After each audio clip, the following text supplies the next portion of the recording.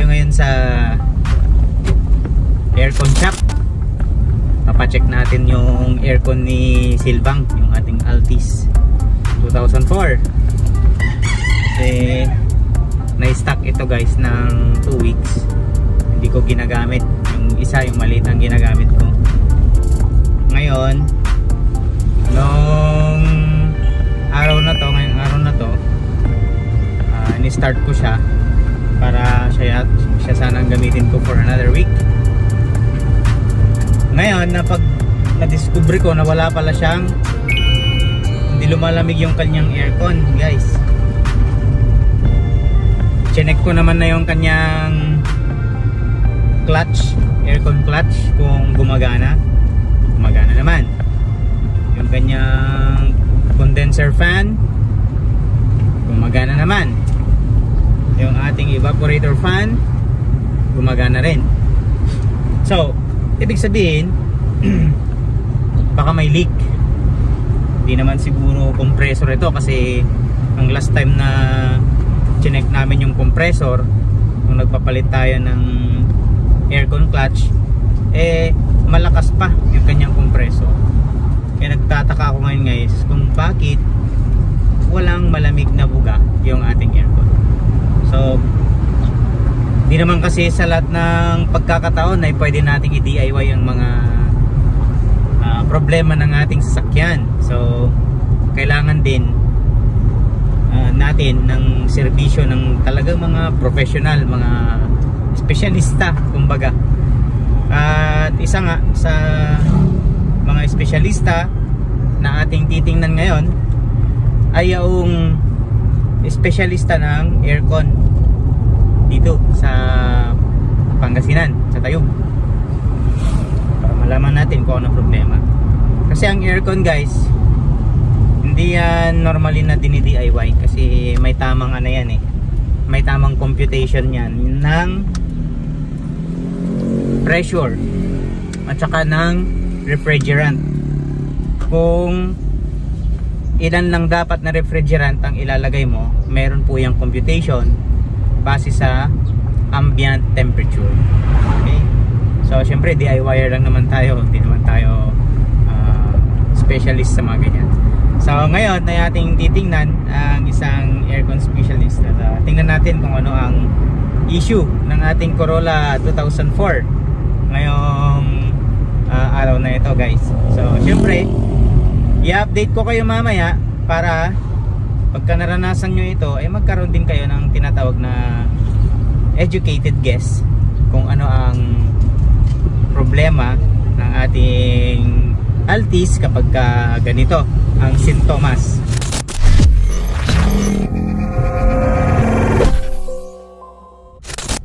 Ayan nga guys, at malamig na naman yung ating air conditioning, no? Success yung ating lakad ngayon. At kung makikita nyo dun sa aking likuran ay may karton dyan. Yan yung karton ng condenser na ating pinalagay dun sa shop sa Urdaneta. So kanina nga ay nagpunta tayo dun sa shop na pinakamalapit sa atin sa Tayub, Pangasinan.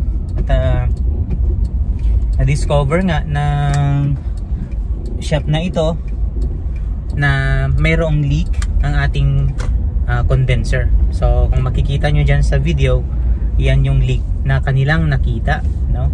At ako pa yung nagpapasalamat sa shop na yan at kanilang na-discover yung leak ng ating air conditioning system. Kaso nga lang guys, hindi ko kinaya yung quotation na kanilang binigay. Hindi kaya ng ating budget. So nag-decide ako na ipagpaliban muna, no, ang pagpapaayos ng ating condenser. At in fairness sa kanila ay hindi naman na nila tayo charge ng labor, kasi hindi naman naayos yung ating air conditioning. At dahil doon ay pinapasalamatan ko sila. At least wala na po tayong ginastos pa na additional sa ating air conditioning kahit hindi naman naayos. So habang ako ay nagpapalit ng gulong kanina, may binila akong gulong sa Shopee na dalawa sizes. So habang ako ay nagpapalit ng gulong, naisip ko lang guys na ano kaya kung dumiretso ako ng Urdaneta City kasi doon din naman sila bumibili ng mga pyesa. Baka sakali lang na may mas makita ako doon na shop na mas mura ang quotation. So yun nga, dumiretso nga ako guys. At ako'y nananalangin kanina na nawa ay tayo ay itapat ng Panginoon doon sa shop na hindi naman ganon kalakihan kung maningil. At ito nga, inakita ko yung unang shop na aking nadaanan sa MacArthur Highway. Ito yung shop ni Kuya Bong. Ayan, kita nyo dyan sa video yung kanyang shop. Ngayon, kunento ko sa kanila yung mga findings ng naunang shop. At tinanong ko na rin kung pwede bang gawan muna ng paraan. Kasi nga lang, sabi nila, mahirap gawan ng paraan daw yung leak doon sa ating condenser. Sapagkat kahit daw ma-brace nila yon magkakaroon din ng leak kasi yun nga, yung sa loob ng ating air conditioning ay merong oil doon. So naintindihan ko naman yon. Ngayon sabi nila mas maganda sir, papalitan mo na lang. Yun nga lang, naalala ko na naman yung quotation sa naunang shop baka malaki, kaya tinanong ko sila kung magkano. So nagkaroon sila ng tawagan, nagtumawag si Kuya Bong dun, surprise siguro niya. Ngayon binigyan ako ng quotation na 7,800. Di mas mura naman yun guys, ng mas malayo kaysa dun sa unang shop. Ngayon tinanong ko siya kung pwede pang bawasan yung 7,800 at sabi niya sige sir, 7,500 na lang para meron naman yung sa kanila. At ako nga po ay pumayag na para maayos na rin yung air conditioning ng ating sasakyan, ang ating Altis. At matapos lang ang ilang minuto ay yan nga, binaklas na nila yung ating condenser. At maya maya pa ay dumating na rin yung replacement part. At ito yung Falcon na condenser, no? Ayan, so kung makikita nyo yung condenser na yan ay black ang kulay. At bagong bago po yan. Alright, so maya maya pa ay niready na nila guys yung condenser na bago. At ikinabit na sa ating Altis. At nung may kabit na, inilagyan nila ng air conditioning oil or compressor oil, nilagyan nila yung system, and then nilagyan na rin nila ng Freon. So chinarge nila yung system na.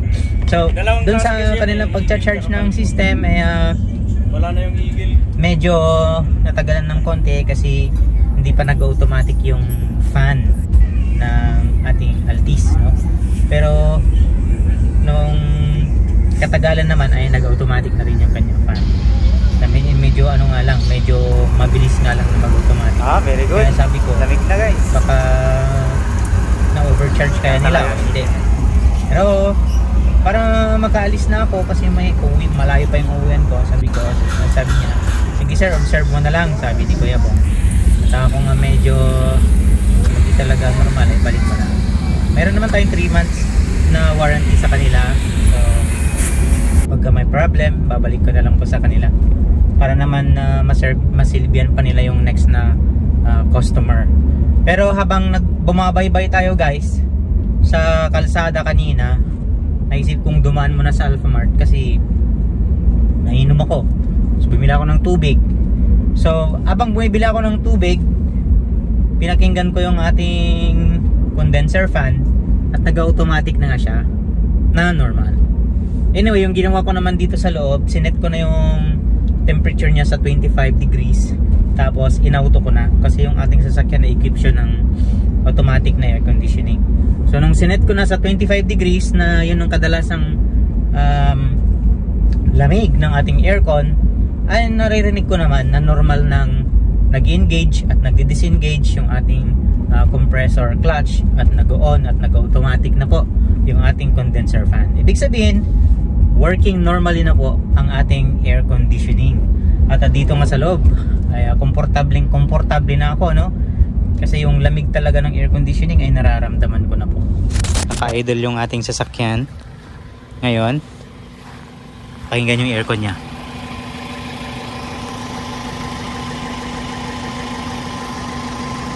Yung bago nating condenser, guys. Nag-automatic na siya, guys.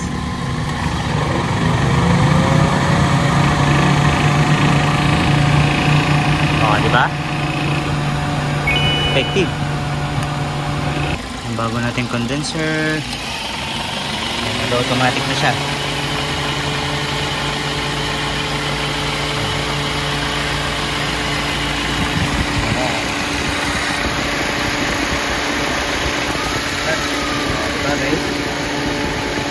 Yes.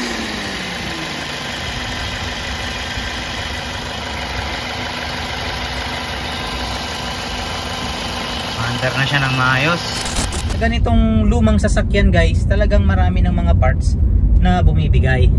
Pero papasalamat pa rin ako hindi ganun kabigat na dalahin pagka ganun ang pagka bumigay siya, no?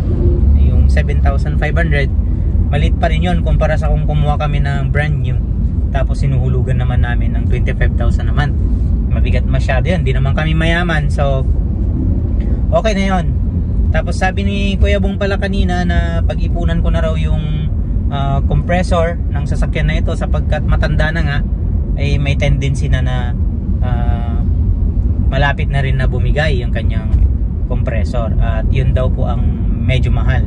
Sabi niya, aabot ng ano yan sir, kulang-kulang 20,000 sabi niya well, naintindihan ko naman kung ganun yung pricing niya, kasi pag, yung aircon na nga lang sa bahay, pag bumili ka ng bago, pambira, nasa 25k din yan so wala naman, ang pinagkaiba lang nila yung quotation ni Kuya Bong kanina, wala pa yung evaporator sa harap. Okay, so anyway, success ang ating lakad ngayon, guys. Sana kahit konti ay meron kayong natutunan sa ating video ngayon, no? So na-share ko lang yung experience ko sa inyo, although hindi ako nag-ayos ng ating air conditioning system kasi yun nga, hindi lahat ng bagay sa ating sasakyan ay pwedeng i-DIY.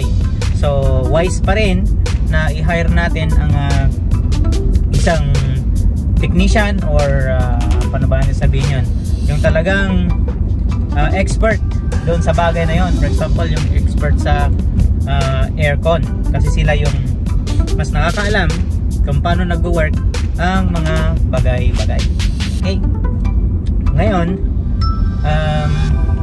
sa paghahanap naman ng service provider or ng technician, syempre may choice naman tayo kung sino ang ating kukunin. So mas maganda pa rin na mag-canvas kasi pagka prenesyohan ka ng mga yan, pwede ka namang mamili, wala namang pilitan dyan. So anyway, muli nagpapasalamat ako sa dalawang shop na aking pinuntahan today, although unfortunately hindi ako napapayag kanina dun sa unang shop kasi masyado ng mahal, over na po yan sa aking budget, pero naging successful naman tayo sa pangalawang shop. Okay, so this has been Sir PJ. Salamat sa pakikinig sa akin at panunood. Sana panoorin nyo ang mga video natin sa channel na ito, nang sa ganun kahit pa paano mayroon naman akong may part sa inyo, lalong lalo na po sa mga bagong Corolla Altis 9th generation users dyan, yung nakabili ng second hand na Corolla Altis. Syempre since bago nyo nabili ay gusto yung malaman ang mga bagay-bagay sa ating sasakyan, this is the right channel for you. Okay, see you soon. Drive safely. Isa lang ang buhay natin. God bless you. Take care.